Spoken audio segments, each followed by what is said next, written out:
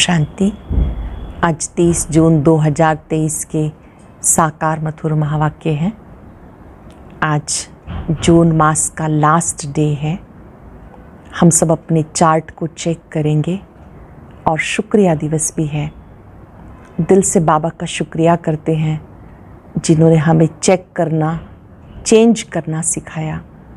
जून मास का अपना चार्ट देखेंगे कि पूरे जून मास में मेरा अमृत वेला कैसा रहा, रेगुलर रहा, अवस्था कैसी रही, बहुत अच्छी, अच्छी या सामान्य। अमृत वेले के साथ मुरली क्लास में रेगुलर रहे या नहीं। इसी तरह से भोजन का नियम कैसा रहा, क्या भोजन याद में किया, ट्रैफिक कंट्रोल समय पर किए, नुमा शाम योग किया, रात्रि सोने से पहले बाबा को पत्र लिखा या नहीं। ये 10 बातों का चार्ट कमेंट बॉक्स में हम सब लिखेंगे। बाबा से दृष्टि लेंगे, अपनी कमी को स्वयं रियलाइज़ करेंगे। आज की मधुर मुरली में बाबा बहुत विशेष बात हमें समझा रहे हैं कि आप बच्चों को अपनी अवस्था एक रस बनानी है। अवस्था को एक रस बनाने में सबसे बड़ा योगदान भोजन का है। कहते जैसा खाओगे अन्न वैसा होगा मन, जैसा होगा मन वैसा होगा अन्न। बनाने वाले का मन की स्थिति का असर भोजन पर आता है। बाबा ने कहा योग युक्त होकर भोजन बनाएंगे, खाएंगे तो अवस्था बहुत अच्छी लगेगी, योग भी लगेगा, बहुत उन्नति होगी।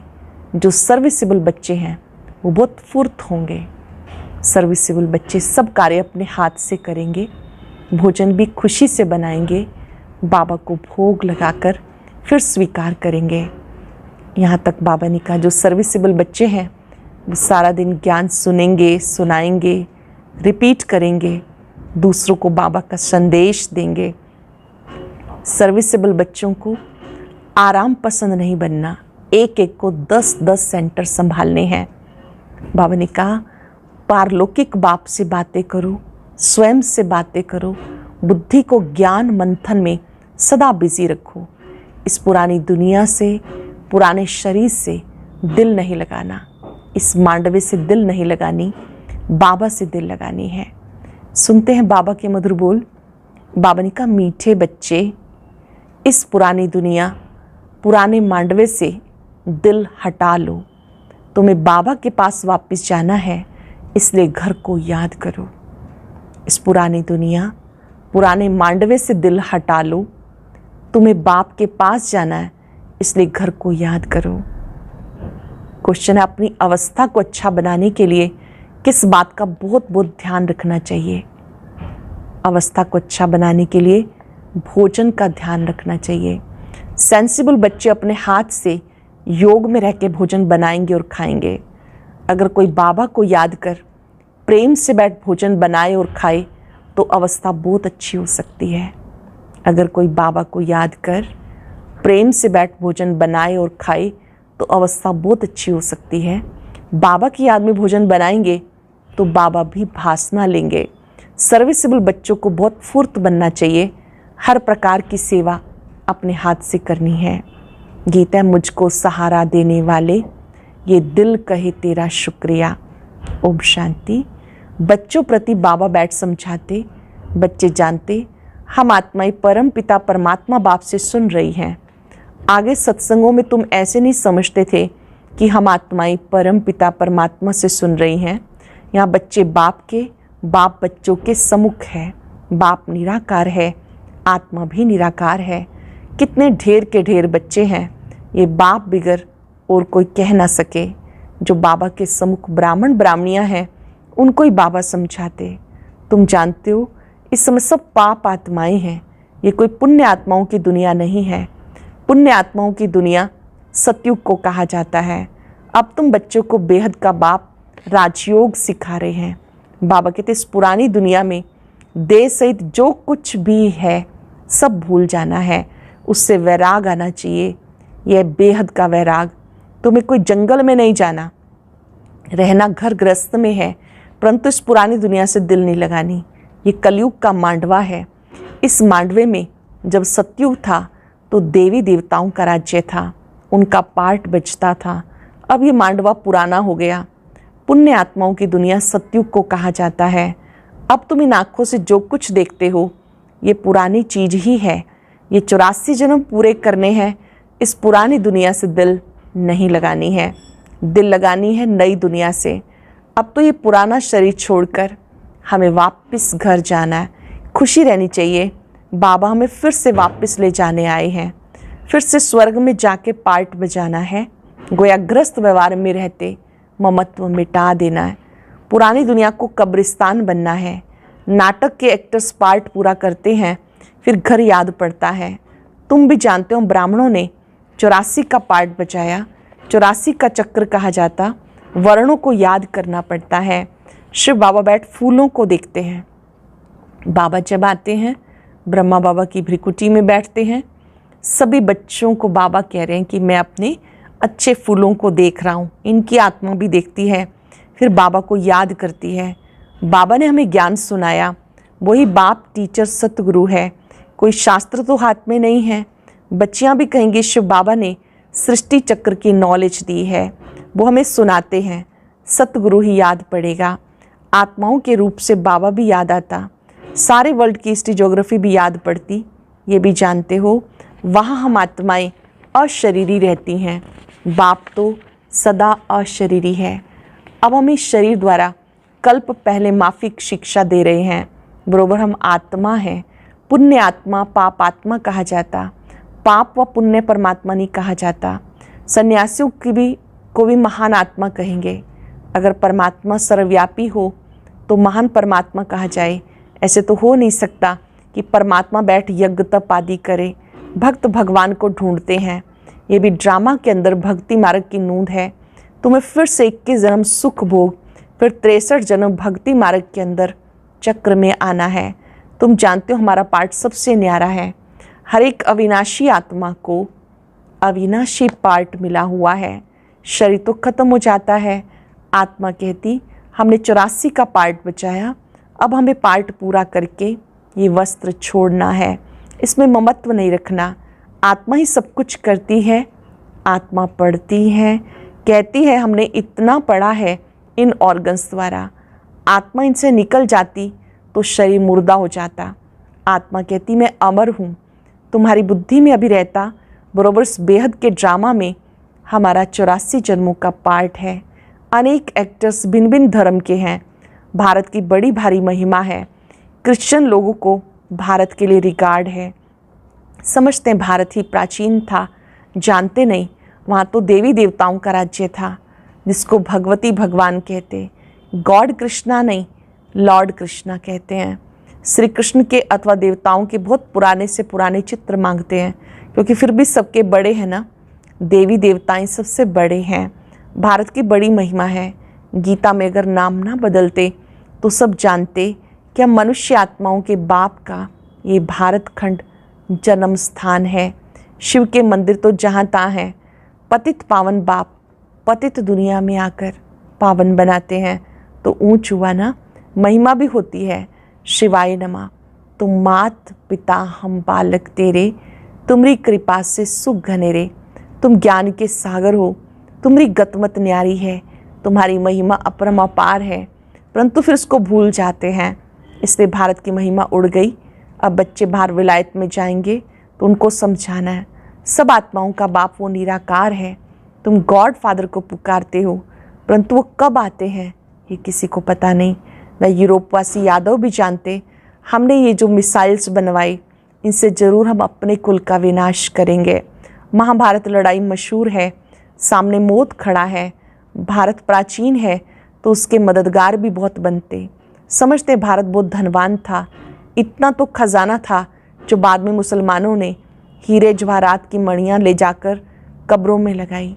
हीरे की मणियाँ लेकर गए, अपनी कब्रों में लगाई। बच्चे जानते बरोबर भारत में देवी देवताओं का राज्य था। अब हम फिर से वो राज्य ले रहे हैं। सिवाय योग बल के कोई भी विश्व का मालिक बन ना सके। क्रिश्चियन लोग एक ही धर्म के फिर भी आपस में लड़कर अपने कुल का विनाश कर देते। यादव कुल वाले मुस्लिमों द्वारा आपस में लड़ते हैं। ये जानते बॉम्ब से सारी दुनिया ही उड़ जाएगी। हम राज्य कर नहीं सकेंगे। तुम जानते हो 2 बंदर लड़ेंगे, मक्खन बीच में हमें मिल जाएगा। तुम पुरुषार्थ कर रहे हो, अब तुम बच्चों को इस पुरानी दुनिया से वैराग आना चाहिए। इस समय इस पुरानी दुनिया से बेहद का वैराग आना चाहिए, क्योंकि जानते सब खत्म होने वाला है।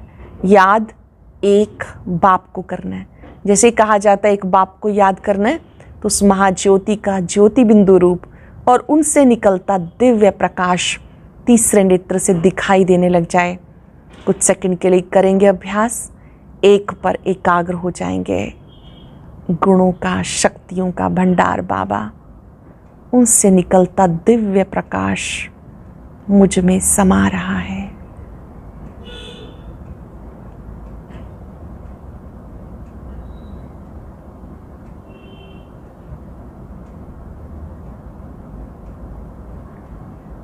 बाबा ने कहा तुम बच्चों को एक को ही याद करना है, कब्रिस्तान को क्या याद करना। कब्रिस्तान खत्म हो फिर परिस्तान बनना है। नहीं तो सतयुग में इसी भारत में हीरे जवाहरात की खानियाँ थी, अब तो सब खत्म हो गई। बच्चों ने साक्षात्कार किया कैसे विमानों में सोना आदि ले जाते, वह सृष्टि नई बन जाएगी। वहाँ कितने अच्छे अच्छे फल फूल होते हैं, हर चीज़ वहाँ अच्छी होती है। गंध करने व दुख देने वाली कोई भी चीज़ होती नहीं, इसलिए उसे स्वर्ग कहा जाता। तब एक ही साजन सब सजनियों को ले जाने आए हैं। शरीर तो सबके यहाँ खलास हो जाएंगे, होलिका आदि सब यहाँ के उत्सव हैं, परंतु उनके महत्व का यथार्थ किसी को पता नहीं। रक्षाबंधन का भी उत्सव है, रावण को जलाने का भी उत्सव है। बाबा ने समझाया सारी सृष्टि इस समय रावण का घर है, सब शोक वाटिका में है। सारी सृष्टि रावण का घर है, सब शोक वाटिका में है। कितने दुखी हैं, तो सबसे ममत्व मिटा देना चाहिए। अभी हम वापस घर जा रहे हैं, घर को याद करना है। सतयुग में जब शरीर बूढ़ा होगा तब समझेंगे अब ये शरीर छोड़ नया लेते हैं। अब तुम समझते हो हमें वापस जाना है, इसलिए देह अभिमान छोड़ना है। दुनिया इन बातों को नहीं जानती, कह देते आत्मा सो परमात्मा, परमात्मा सो आत्मा। बाबा समझाते ये झूठ है। अगर भक्त ही भगवान है तो भगवान को क्यों याद करते हो। पतित पावन एक निराकार बाप गाया हुआ है, कहते मुझे पतित दुनिया में आना पड़ता है, फिर इनको और तुम सब बच्चों को मैं पावन बनाता हूँ, सारी दुनिया को पावन बनाकर वापस ले जाता हूँ। वहाँ परम धाम में सब आत्माएं पवित्र रहती हैं, फिर यहाँ सतो रजो तमो से पास कर अंत में पतित बन गई। यह सबका अंतिम जन्म। लक्ष्मी नारायण भी अब अंतिम जन्म में है। श्री लक्ष्मी नारायण जो महाराजा महारानी थे वो अब अंतिम जन्म में है। पतित पावन एक ही बाप है। इस सृष्टि चक्र को समझना बहुत सहज है। माताएं भी इस गोले पर अच्छी रीति समझा सकती हैं, इसमें सिर्फ बुद्धि की समझ चाहिए। चित्र पे समझाना बहुत सहज है।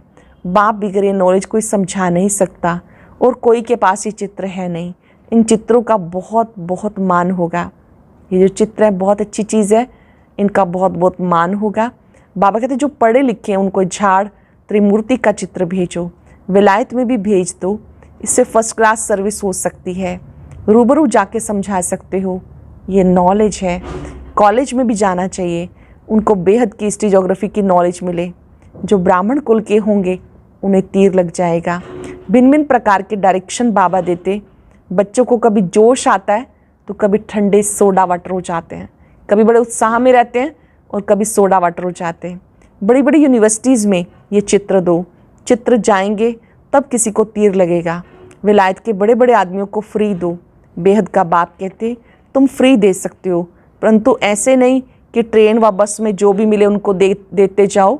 नहीं, पहले देखना है लायक है, उनका पढ़ने में इंटरेस्ट है, इसमें बड़ी अच्छी नॉलेज है। बड़े बड़े दुकानों पर दे सकते हो, मेहनत करनी चाहिए। सर्विसेबल बच्चे सर्विस कर सकते हैं, हर एक की अपनी अपनी सर्विस है। माताओं को भी घर में सर्विस करनी है। चित्र उठा के फिर प्यार से बैठ के समझाओ।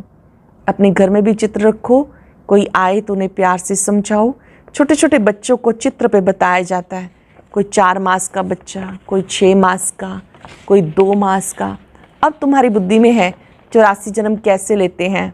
अब ब्राह्मण बने हैं, फिर देवता बनेंगे, क्षत्रिय बनेंगे, ऐसे से अपने से बातें करनी है। तुम पारलौकिक बाप से बातें करते हो। यह है विचार सागर मंथन करना।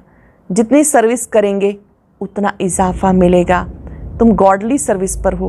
बाबा कहते भले ग्रस्त व्यवहार में रहो, उसकी संभाल करो, 8 घंटा इस सर्विस में लगाओ, तुम्हें बेहद का खजाना मिलता है।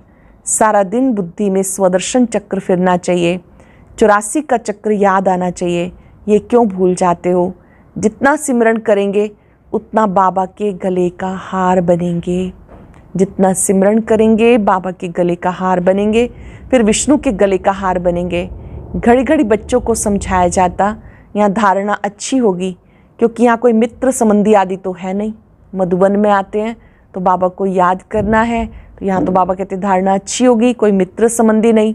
सर्विसेबल वो जो सारा दिन सर्विस में लगा रहे, बाबा की मुरली सुने, रिपीट करे, नोट करे।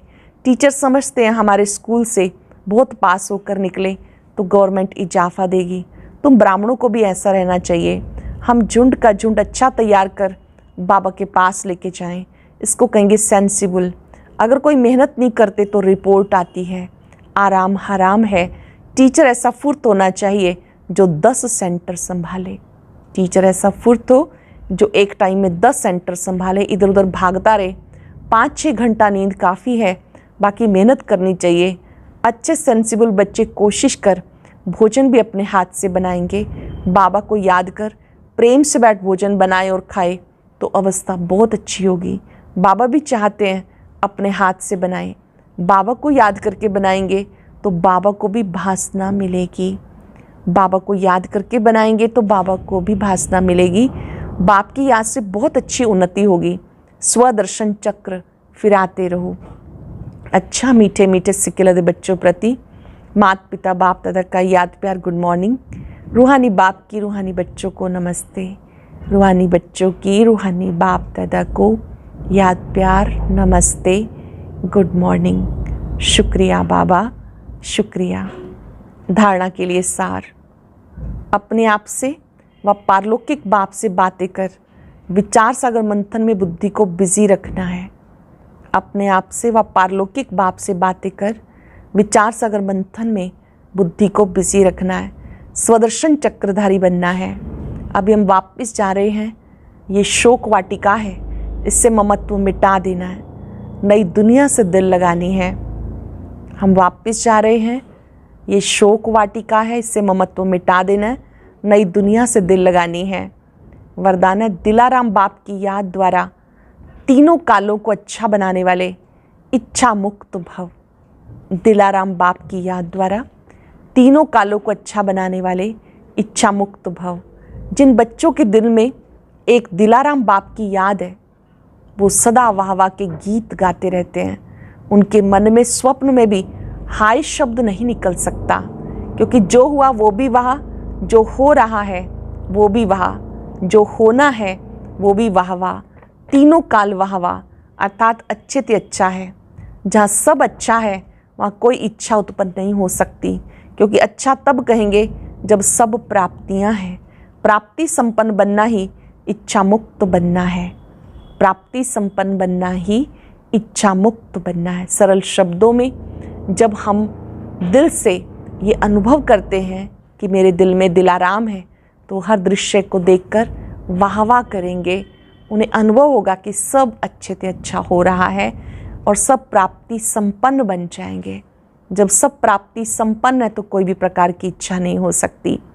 स्लोगन है संस्कारों को ऐसा शीतल बना लो जो जोश व रोब के संस्कार इमर्ज ही ना हो। संस्कारों को ऐसा शीतल बना लो जो जोश व रोब के संस्कार इमर्ज ही ना हो। आज हम याद रखेंगे दिल से बाबा का शुक्रिया करना। जो हो रहा है वो अच्छा, जो होगा बहुत अच्छा। शुक्रिया बाबा, शुक्रिया। एकाग्र हो जाएंगे, देखेंगे मेरे दिल में दिलाराम बाबा है। जहाँ दिलाराम बाप की याद है वहाँ सब अच्छा है। जो हो गया, जो होने वाला है, जो चल रहा है, सब वाह वाह। संकल्प में भी हाय शब्द को समाप्त कर देंगे। सब अच्छे हैं, सब अच्छा हो रहा है। शुक्रिया बाबा, शुक्रिया। ओम शांति शांति।